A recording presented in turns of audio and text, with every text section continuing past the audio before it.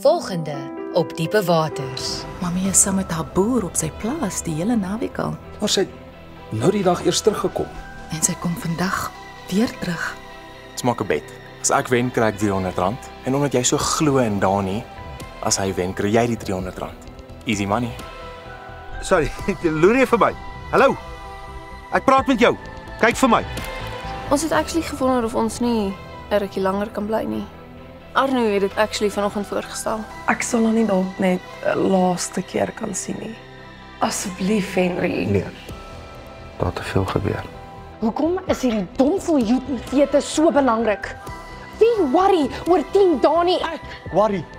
Ek.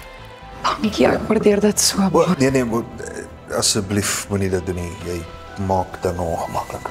Hierdie Dani teen Marco ding gaan net nie te ver nie. Net omdat jy daai innerlike vuur verloor het en nie kompeterend is nie, beteken dit nie dat jy ons wat dit wel het moet oordeel nie. Het julle dit geniet? Ja, dankie. Ek los broodkrummels op die toonbank en jy los water op die badkamervloer. So ons is kwits. Ons het 'n plan gehad. Sit nou ook by die venster uit. Jy's jaloers op my omdat Pa en Marco actually iets van my dink. Jy gaan nooit goed genoeg wees nie en jy weet dit. Ek het in 'n jong nou vasgeloop. Wie is sy, weet jy? Nee, ek weet nie.